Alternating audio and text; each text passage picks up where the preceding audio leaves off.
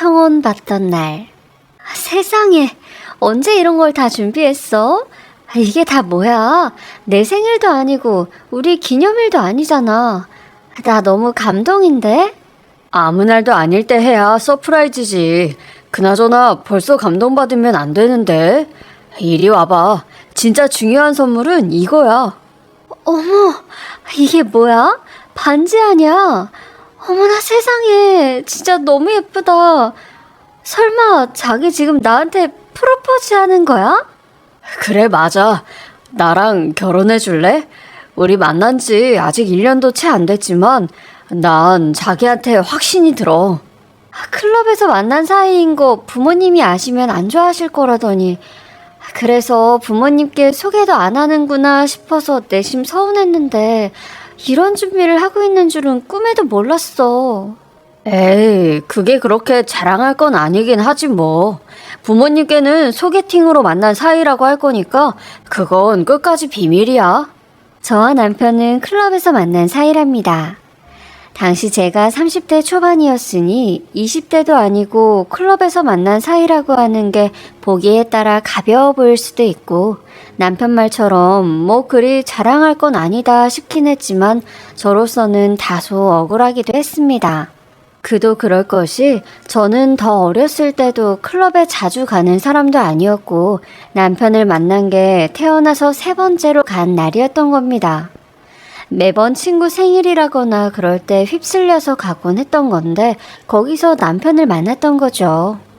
그렇게 만나서 연애를 하고 있던 사이였는데 예고도 없이 프로포즈를 받게 되어 당황스럽기는 했지만 솔직히 정말 너무 좋았습니다. 그런데 말이야, 자기야. 내가 자기한테 고백해야 할 게 있어. 화내지 말고 들어줘. 고백? 내가 화를 낼 만한 일이란 거야? 무슨 얘기길래 그래? 괜히 내가 더 겁이 나려고 하네. 사실은 나 자기보다 3살 많은 게 아니라 2살 어려. 뭐? 나이를 속였다는 거야? 아니, 왜 굳이? 내가 연하 싫어한다고 한 적도 없는데 왜 그랬어? 아니, 나는 자기가 너무 멋있어 보였거든. 그런 자기한테 연하라는 걸 알리고 싶지 않았어. 선입견을 갖게 하고 싶지 않았던 것 같아. 이걸 뭐 귀엽다고 해야 하는 거야? 2살이나 어리면서 오빠 행세했다 이거지? 으이구. 그리고 말이야, 나 사실 지금은 그냥 회사 다니고 있어. 그렇지만 조만간 아버지 지원받아서 내 사업 할 거야. 그러니까 너무 실망하지도 말고 화내지도 말아줘. 부탁이야. 뭐? 아버지 사업 배우고 있다더니 그것도 거짓말이었다는 거야? 기막혀. 왜? 왜 그랬어? 왜는 왜야. 자기한테 멋있어 보이려고 그랬지. 그리고 결국은 그렇게 될 거니까 엄밀히 거짓말은 아닌 거라고. 그러니까 화내지 말고 한 번만 봐줘. 그걸 지금 말이라고 해? 결국은 아버지 사업을 이어서 할 거라면 왜 지금은 아버지 밑에서 일하지 않는 건데? 그게 사실은 우리 아버지는 사업을 하시는 건 아니시거든. 그러니까 아버지 사업을 물려받을 건 아니고 내 사업을 할 거야. 뭐? 그럼 완전히 거짓말한 거잖아. 대체 왜 그랬어? 클럽에서 만난 사이에 직업 같은 거 곧이곧대로 말하는 사람이 몇이나 되겠어. 나도 처음엔 그랬던 건데 자기랑은 그냥 그런 사이가 아니고 결혼까지 하고 싶은 사이니까 지금 이렇게 고백하는 거야. 용서해줘. 응? 자기야. 3살 연상인 줄 알았던 남편이 알고 보니 저보다 2살 연하에, 사업하신다던 부모님은 서울에서 2시간 거리 지방에서 농사 짓는 분들이시고 남편은 평범한 직장인이라는 걸 알게 된 겁니다. 청혼 받던 날 말입니다. 남편이 거짓말을 한 게 괘씸했지만 당시 저는 이미 남편에 대한 마음이 많이 커진 상태였고 또 남편이 잘 나가는 사람이라고 생각해 연애를 했던 게 아니었고 또 그 사실을 들킨 게 아니라 스스로 고백하며 잘못했다고 용서를 비는 것이었으니 받아주기로 했습니다. 물론 그 과정이 말처럼 간단했던 건 아니지만 그것 때문에 남편과 헤어지고 싶진 않았기에 고민 끝에 용서하기로 마음을 먹었고 그리고 결혼까지 결심하게 된 거였습니다. 청혼을 받아들이고 제일 처음 한 일은 시부모님께 인사를 드리러 가는 일이었습니다. 시댁으로 인사드리러 가는 차 안. 나 정말 떨려. 나는 부모님이 안 계시잖아. 그래서 막연하게 언젠가 결혼하게 되면 시부모님을 부모님이라 생각하며 살고 싶었거든. 부모님이 날 예쁘게 봐주셔야 할 텐데 내가 고아라고 싫어하시면 어떡하지? 걱정하지 마. 우리 부모님은 그런 걸로 선입견 갖고 그럴 분들 아니셔. 그래도 자기는 외아들인데다가 내가 나이도 많잖아. 마음에 안 들어 하실까봐 걱정돼 죽겠어. 그래봐야 2살 차이인데 뭐. 자기처럼 똑부러지게 열심히 산 사람이 어디 있다고 그래? 우리 부모님은 오히려 그런 자기를 더 좋아하실 거야. 정말이야. 그러실까? 나 진짜 열심히 살긴 했는데 어머님 아버님도 좋게 봐주셨으면 더 바랄 게 없겠어. 걱정하지 말래도 그러네. 혼자 힘으로 대학 졸업하고 노무사까지 돼서 열심히 살고 있잖아. 분명 기특하다 하실 거야. 자기는 나한테도 1등 신부감이고 우리 부모님께도 1등 며느리감이라고. 저는 부모님이 안 계신답니다. 엄마는 제가 초등학교 때 돌아가셨고 이후 아버지가 홀로 저를 키우셨는데 아버지마저 제가 대학을 졸업하는 것을 못 보고 돌아가셨습니다. 형편이 넉넉하진 않았지만 그래도 아버지의 뒷바라지를 받다가 갑자기 아버지가 돌아가셨으니 저는 휴학을 하고 돈을 벌어야 했죠. 아버지 퇴직금은 그간 받은 대출금을 갚고 나니 별로 남는 것도 없었고 그나마 아버지와 함께 살던 전셋집이 있으니 월세 들어갈 걱정은 없었으나 앞으로 혼자 먹고 살면서 등록금까지 마련해야 했던 겁니다. 우선 전세금 빼서 저 혼자 지낼 작은 원룸 전세를 얻으면서 약간의 목돈을 쥐게 됐으나 그것으로는 부족해 휴학하고 돈을 벌었습니다. 그러면서 안정적인 직업을 가져야겠다고 마음먹게 됐고 어느 정도 돈을 모은 후 복학하면서 노무사 공부를 시작했어요. 아르바이트도 조금씩은 계속 해야 했는데 그러면서도 정말 열심히 공부했고 그 결과 대학 졸업 후 2년 만에 합격했고 법인회사에 들어가 일하고 있었습니다. 저는 나름 열심히 살았다고 자부했지만 막상 시부모님이 되실 분들께 인사를 드리러 가는 날은 긴장이 많이 됐던 겁니다. 결혼 전 인사드리러 간 시댁. 엄마, 아버지, 저희 왔어요. 며느리감 인사 받으셔야죠. 어머님, 아버님, 안녕하세요. 처음 뵙겠습니다. 동네가 분위기가 참 좋네요. 오는 내내 기분이 좋더라고요. 그래? 반갑구나. 먼 길 오느라 고생했다. 그렇게 말썽만 피우더니 며느리감은 제대로 된 아이를 데려오려나 걱정이 이만저만이 아니었어. 그런데 너를 보니 마음이 좀 놓이는 것 같기도 하구나. 엄마도 참 무슨 말을 그렇게 섭하게 하세요. 내가 뭘 또 그렇게 그랬다고. 말이야 바른 말이지. 우린 너한테 더 이상 바라는 것도 없다 이놈아. 며느리도 꼭 저 같은 아이 데려올 줄 알았더니 그래도 용하게 이렇게 참한 아이랑 결혼을 하겠다니 다행이다 싶은 거지. 어머니 좋게 봐주셔서 감사합니다. 전 정말 시부모님과 잘 지내고 싶었거든요. 제가 잘할게요. 말만으로도 고맙구나. 너희들이 잘 살면 되는 거야. 늙은이들 신경 쓸 것 없다. 외아들인 남편을 시부모가 그리 반기지 않아서 의아하기도 했는데 뒷바라지 다 해주셨어도 서울 가고 나니 집에도 잘 오지 않던 아들에게 많이 지치신 것 같았습니다. 사실 남편은 저랑 다르게 클럽 가는 것도 좋아하고 쉽게 말해 유흥을 즐기는 사람이었는데 그런 이유로 시부모님께서는 실망을 많이 하셨고 뭐랄까 좀 내려놓은 듯한 분위기였던 겁니다. 결혼할 여자를 데려온다고 해도 비슷한 날라리를 데려오겠거니 하셨다는데 저를 보고 많이 좋아해 주셨죠. 시댁이 농사를 짓는다고 해서 결혼할 때 시댁 도움을 받을 생각은 아예 안 했었는데 의외로 형편이 괜찮은 것 같았습니다. 잘은 몰라도 땅도 좀 있으신 것 같았고 하긴 그러니 남편이 부모님 도움으로 사업할 생각을 했던 거 아니겠습니까?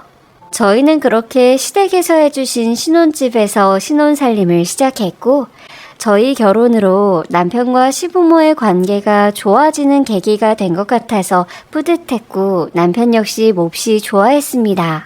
신혼 초 신혼집. 자기야, 내가 전부터 말했던 사업 말이야. 이제 결혼도 했으니 엄마 아버지한테 본격적으로 지원을 부탁드려 보려고 하거든. 그러니까 자기가 좀 도와줘야 해. 지난번에 갔을 때도 자기가 아버님께 얼핏 말을 꺼냈었잖아. 내가 보기엔 아직은 때가 아니라고 보시는 것 같던데. 조금 더 기다리는 게 낫지 않아? 그러니까 자기한테 부탁하는 거 아니야. 엄마 아버지가 자기를 좋아하시잖아. 아무리 그래도 내가 하는 사업도 아니고 자기가 할 건데 사업 계획서를 좀 정성껏 만들어서 보여드리면 어때? 그런 거 100장 만드는 것보다 자기가 한마디 해주는 게 더 도움이 될 거라고. 도와줄 거지? 남편의 바람과 달리 시부모는 호락호락 지원해 주시지는 않았습니다. 시부모가 저를 인정해 주시고 믿어하시는 걸 알기에 남편은 제게 시부모를 설득해 줄 것을 부탁했지만 시부모는 일단 좀 더 두고 보자는 식으로만 말씀하셨던 겁니다. 그렇게 시부모 도움만 바라던 남편은 어느 날 갑자기 교통사고를 당하게 됐습니다. 엄밀히 말하면 남편이 사고를 낸 것이고 그것도 심지어 음주운전이었죠. 그나마 다른 차 들이받지 않고 다른 사람 상하게 하지 않은 것을 다행이라고 해야 하는 상황이긴 했으나 그 사고로 남편은 하지마비 상태가 됐습니다. 청천벽력이었죠. 결혼한 지 2년 만에 이제 갓 30 넘긴 남편이 하지마비라니 저도 너무 힘들었지만 남편의 좌절은 말로 다 할 수가 없었습니다. 남편은 자신의 현실을 받아들이지 못했고 많이 괴로워했고 그런 남편을 보며 마음이 너무 아팠기에 그럴수록 제가 힘든 것 내색하지 못하고 남편을 살폈던 것 같습니다. 그렇다고 제가 일을 그만두고 들어앉아 남편 병간호에 매달릴 수는 없었으니 간병인을 두고서 저는 계속 일을 했던 겁니다. 야근하고 온 날 집. 지금이 대체 몇 시야? 간병인 퇴근한 게 언젠 줄 알아? 미안해. 일이 좀 남아서 마무리하느라 시간이 늦어졌어. 저녁은 먹었지? 일하다 온 건 맞아?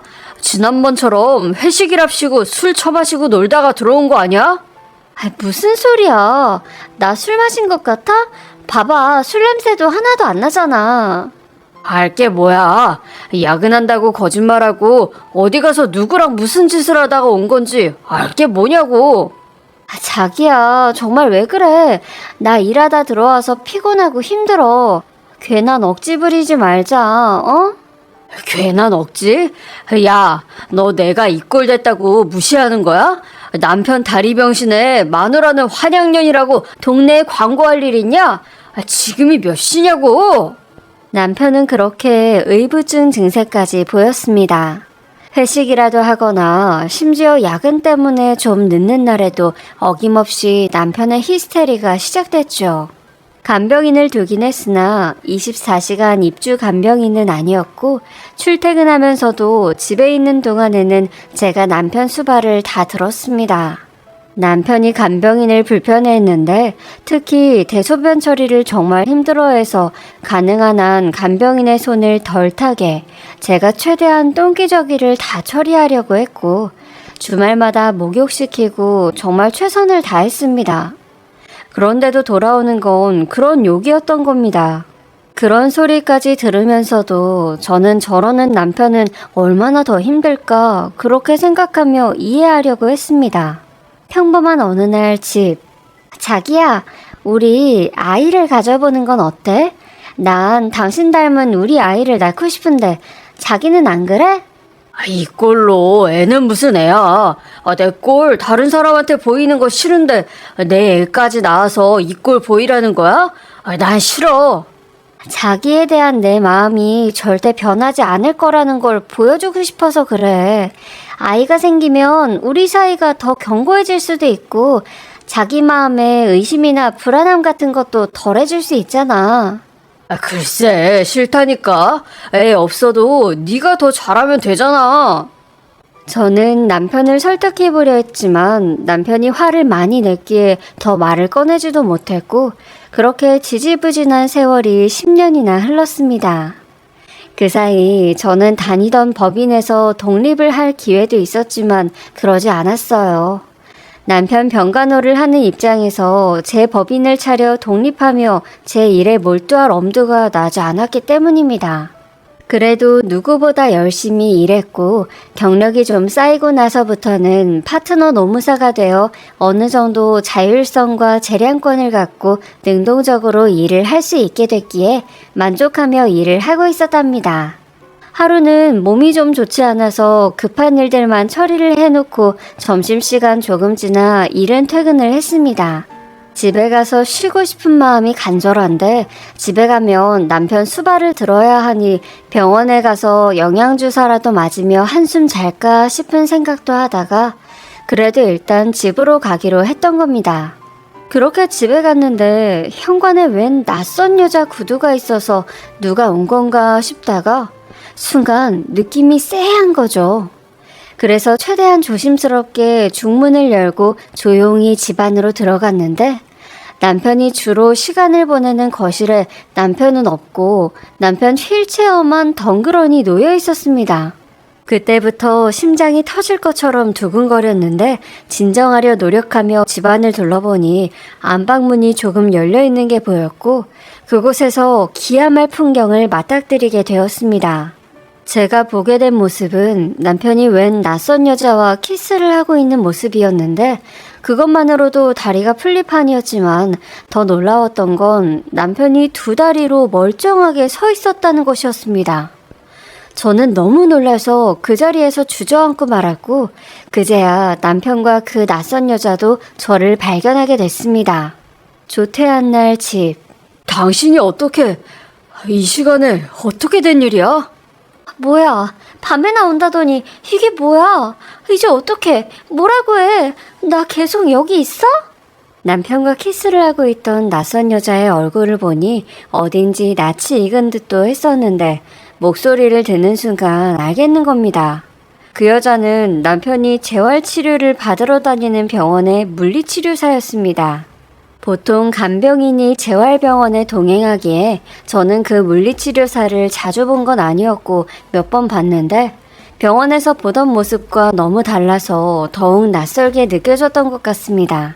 행색을 보아하니 그 물리치료사도 꽤나 놀아본 것 같았죠.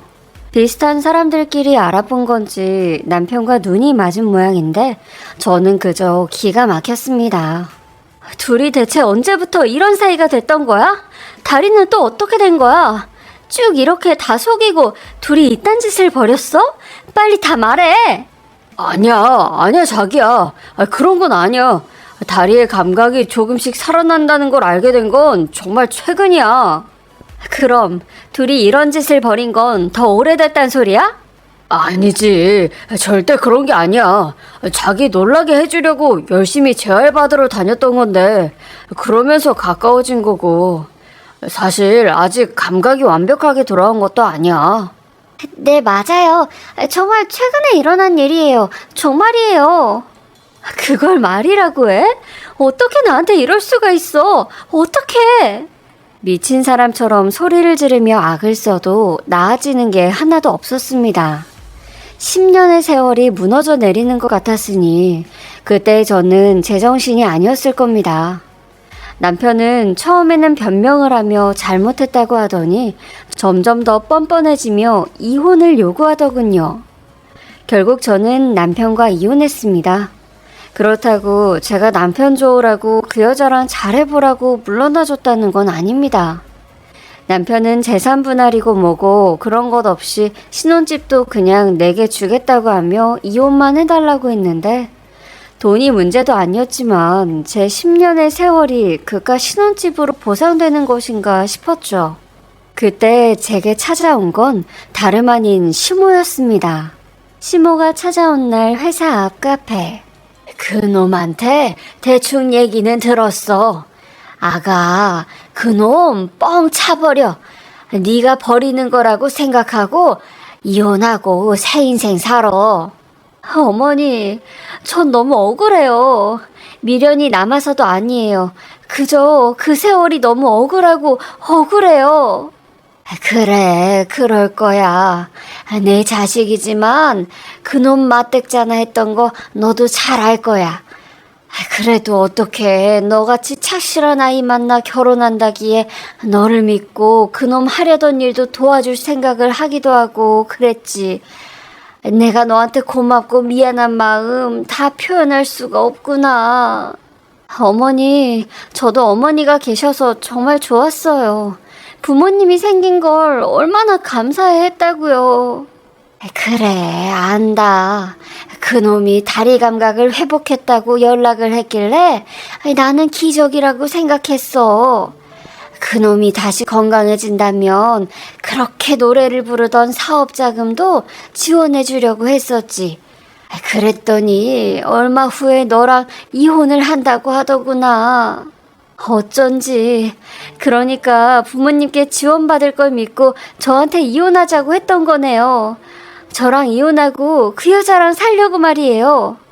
우리는 그놈 도와줄 마음 전혀 없다. 그러니 그 나쁜 놈이랑 이혼하고 그놈 빈털터리로 쫓아버리렴. 그리고 너한테 위자료로 주고 싶은 게 있어. 그 얘기하려고 온 거야. 어머니, 이게 다 뭐예요? 증여요? 그래, 우리가 갖고 있는 땅 일부를 너한테 증여하려고 해. 필요한 서류들 챙겨온 거니까 우리 마음이라고 생각하고 받아주렴. 아니에요. 어머니, 제가 어떻게 이걸 받겠어요? 이 정도 대가는 받아도 돼. 정당한 위자료라 생각하고 받아도 된단 말이다. 어머니, 혹시 그 사람한테 유산으로라도 가는 게 싫으셔서 그러시는 거라면 다른 방법도 있을 거예요. 우리 둘 다 죽고 나서도 아들놈한테 유산으로 돌아가는 재산은 한 푼도 없을 게야. 이미 다 준비를 하고 있지. 그거랑 별개로 너한테 정말 주고 싶어서 그런 거니 마음을 알아주면 좋겠구나. 시모의 진심이 느껴졌기에 감사하는 마음으로 증여해 주신 그 땅 받으며 남편과는 이혼했습니다. 그리고 물리치료사 상간녀에게 상간녀 소송을 한 것은 물론 병원 측에 제보도 했죠. 결국 그 여자는 제게 위자료도 물어주고 병원에서도 해고됐다고 합니다. 또 다른 병원에 취직하겠지만 그 세계도 좁은 세계이다 보니 소문이 날 만큼은 난 것 같고 아마도 여러 가지 조건을 낮춰야 할 겁니다. 그 정도는 각오하고 저지른 일 아니겠습니까? 그리고 얼마 후 전 남편이 저를 찾아왔더군요. 이혼 후 전 남편이 사정하러 온 날. 자기야, 나 완전 망했어. 엄마 아버지는 내 연락도 안 받으시고 살던 집도 자기한테 줘버렸으니 난 지금 갈 곳도 없단 말이야. 어쩌라고. 그 죽고 못 살던 네 여자 놔두고 왜 나한테 와서 이래? 그년 얘기는 꺼내지도 마. 아주 나쁜 년이야. 나 개털된 거 알자마자 바로 돌아서더라. 꼴 좋다. 네 꼴 보고 나 기분 좋으라고 나한테 와서 이러는 거니? 자기야, 그러지 말고 나 좀 도와줘. 자기가 도와준다면 나 정말 잘할 수 있을 것 같아. 뭘 도와줘. 난 이미 마음 정리 끝낸 지 오래야. 네가 와서 이래봤자 불쌍하긴커녕 고소하다는 생각밖에 안 들어. 넌 더 당해야 해. 제발 부탁이야. 나를 다시 받아주는 게 힘들면 돈이라도 좀 빌려주면 안 될까? 아직 몸도 성한 게 아닌데 당장 있을 곳이 없어. 부탁해. 나 좀 도와줘라. 나한테 어떻게 그런 부탁을 하니? 네가 나한테 저지른 짓이 어떤 거였는지 넌 벌써 다 잊었니? 난 절대 못 잊어. 그리고 너 도와줄 마음도 없어. 나 진짜 갈 데가 없어. 제발 좀 도와줘. 행여나 너희 부모님께 도움받을 기대도 안 하는 게 좋을 거야. 다행히 몸이 그나마 회복되고 있다니 지금이라도 할 수 있는 일 찾아서 네 힘으로 살 생각해. 알겠니? 전 남편이 이제라도 정신 차리고 제대로 살든 말든 내 알 바 아니지만 연로하신 시부모 생각해서라도 제목하며 살기 바라는 마음입니다. 저는 10년 세월 억울하다는 생각 털어버리고 지금부터라도 제 인생 열심히 살 생각이랍니다. 곧 제 사무실을 개업할 계획으로 더 바쁜 날들을 보내고 있어요. 죽을 것 같았던 순간들도 있었지만 그 또한 지나가리라는 말을 실감했기에 지금 힘든 순간에 처한 분들이 계시다면 그런 분들께 위로가 되어드리고 싶은 마음으로 제 이야기를 나눕니다. 모두들 힘내세요. 감사합니다.